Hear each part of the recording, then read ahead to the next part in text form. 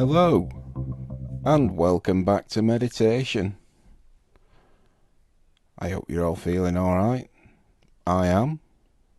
Thanks for asking.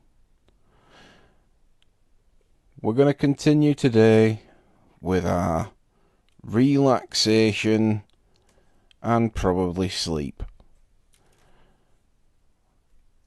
So get yourself comfortable, snuggle yourself down, if that's what you're doing. Find yourself a nice chair for a bit of a sit down. Fold yourself into knots. Get into that, I don't know, is it a plank? Something? Get yourself into your meditative position. Breathing is good. Not breathing, bad. Deep breaths. Focus on your breathing. Once you've focused on your breathing, it's really hard to not focus on your breathing. So perhaps not focus too hard, because we're trying to clear our minds, not thinking about breath in, breath out. It's up to you. Find a balance, a happy medium, if you will. Gonna talk today about another wonderful life lesson. Something we could probably all do to learn in life. A man wakes up one morning. I say a man because it was a man, not just being generic. It was a man. He wasn't misogynistic. He wasn't chauvinistic. In fact, I don't think he was any icks. He was just a man, and he woke up. And he stretched, and he yawned, and he scratched his hairy tummy. Went to get down from the bed. Swung his leg to the floor, and the floor didn't rise to meet his foot.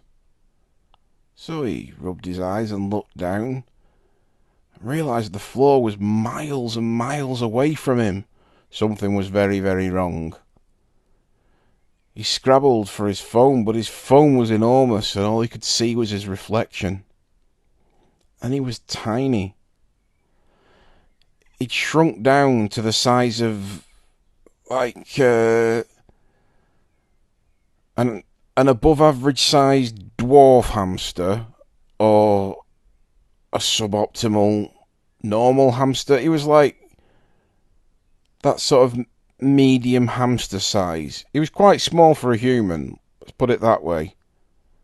He'd shrunk. He didn't know what to do. He couldn't get dressed. His clothes wouldn't fit. So he hunted around and thought to himself, I know, I'll go into my daughter's room. She's got a couple of dolls and that. There'll be something there. And he found himself quite a natty little outfit. Donned it and thought, right, okay, deep breath, here we go. Speaking of deep breaths, in, out. And he went off down to the kitchen to see his family. Hello, he said. Ah! They said. What's wrong? What's wrong? You're the size of an above-average dwarf hamster or a suboptimal average hamster. Well, I'm still me. No, you're not. You're a freak. Get out, freak. I'm not a freak, he said. I'm not a freak. I'm still me. Get out, freak. We hate you. And he tucked his stubby little tail between his legs. And he went out of the door. And the family slammed the door behind him. He looked over his shoulder while violins played in the background. A single tear rolled down his cheek. And he walked away. He didn't know what to do. He wandered around, through the neighbourhoods. Nobody wanted to know him, except for cats. He was staying clear of them. He eventually found himself in a back street amongst rubbish. At the side of the rubbish was a bag of kids' toys that was probably supposed to go to like a charity shop, but to be honest, whoever was supposed to take it on the way to work couldn't really be bothered, so they just chucked it in a bin. And in these toys was a set of Lego, or generic building bricks, if I'm not allowed to say that. He decided, well, I'm going to have to do something. I'm not a very happy person now. My family doesn't want me. Everybody thinks I'm a freak. And so he built himself a shelter. He tore open the bag that had the bricks in. They fell out onto the floor. He threw a few of them together. Nothing spectacular. A bit like when you used to make those guns when you were a kid, and they were never really anything special, and they fell apart very quickly, but he built a house anyway. This little shelter, hovel, in which he could live out his tiny existence. He hated life. He moped. He cried. He wasn't very happy. So as he's living in his little Lego hovel, his tiny little plastic brick shack, a weasel strolled up the back alley. A wise old weasel. "Sup with you?" says the weasel. "I'm not very happy," says the man. "Why not?" says the weasel. "Look at me, I'm tiny." "And?" "Well, I'm a freak. I'm supposed to be a human. I'm supposed to be full-size big man, raw." "And your point is?" "Well, I'm not. I'm a freak." "Well, look at me," said the weasel. "I used to be a really unhappy lollipop person.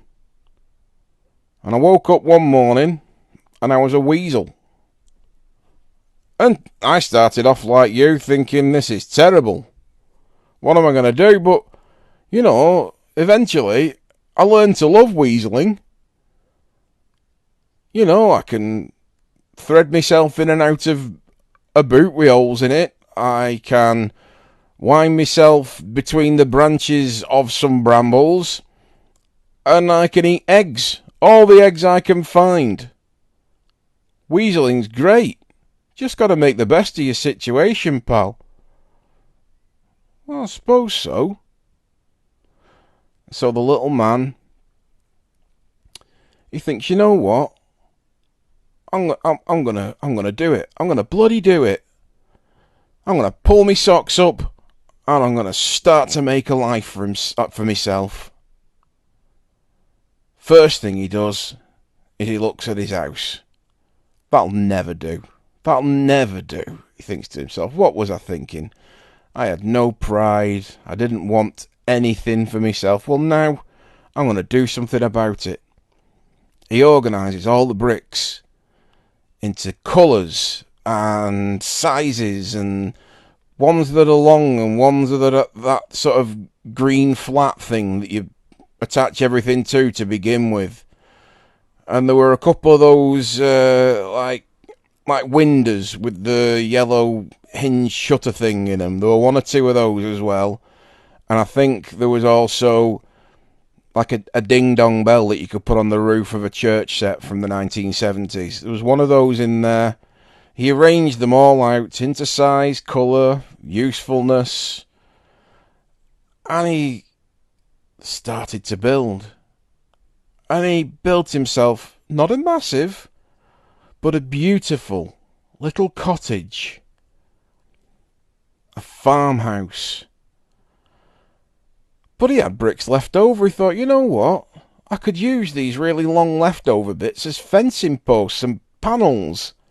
So he built fences. And he fenced off large areas. Once he had these large areas, he realised, I could farm, I could raise food for myself, and I could really enjoy life. I could live off the land and feel a sense of accomplishment with the things I can do here. So, with him being so small, there were only limited options, and he went for duckweed. And the duckweed multiplied and covered an entire area of this fenced-off bit of Lego area in a back street. There was enough sunlight, definitely, had to be sunlight. Might have been reflecting off a car window, but sunlight's sunlight. And in the next one, what else is small? Think of something small. He had alfalfa sprouts. They're small, aren't they? Yeah. Alfalfa sprouts. And every day he'd go out and he'd pull out any microscopic weeds from in between them and trim any unwanted growth and train them and watered them, and he found that he was very good at this.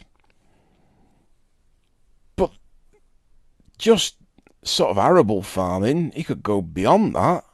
He could be a stockman. So he went out around the bins area and he found a shiny green beetle. And he herded the beetle into one of his fields, his pens, and he closed the gate behind him, and the beetle quite happily started munching away on duckweed. Well, if I can do it once, and off he goes, and he finds more beetles and shiny green back beetles.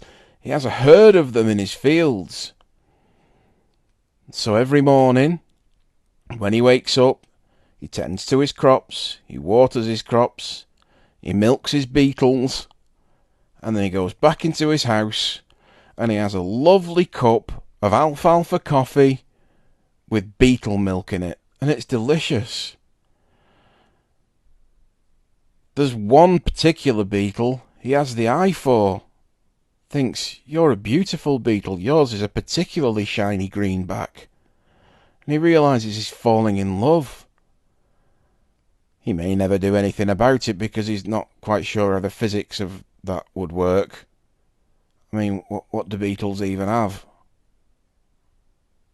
I know they've got spiracles to breathe through, but is it a cloaca? No, I doubt it. Anyway, he decides to admire the beetle from afar. And as he stands there one morning with the reflected sunlight from a car window streaming in through his weird hinged shutter Lego window into his kitchen while he drinks his alfalfa coffee with beetle milk, he finds that he's suddenly content. Life is good. I'm happy. I know where I belong in life. As this realization comes to him, the house starts to shrink. Suddenly, the ceiling of the kitchen is pressing on the back of his neck. The beetles, they're getting smaller in the fields. The fields are getting smaller. Wait, it's not getting smaller. I'm getting bigger. And he grows and he swells, and soon he fills the whole kitchen. And then the kitchen can't take it, and the ceiling cracks and gives, and then he's filling the room upstairs, and then the internal walls collapse, and then he's filling the whole house, and then suddenly, bang! The whole house explodes as he erupts back into full size. Bricks, Lego bricks, fly through the air. No! He says, I was happy! And as he's complaining, one of the bricks that's tumbling through the air falls into his mouth, and the man starts to choke. He can't bring the brick up. Darkness gathers. You can see the black dog the end has come. The moral here is if you do choke on Lego, try not to choke on Lego.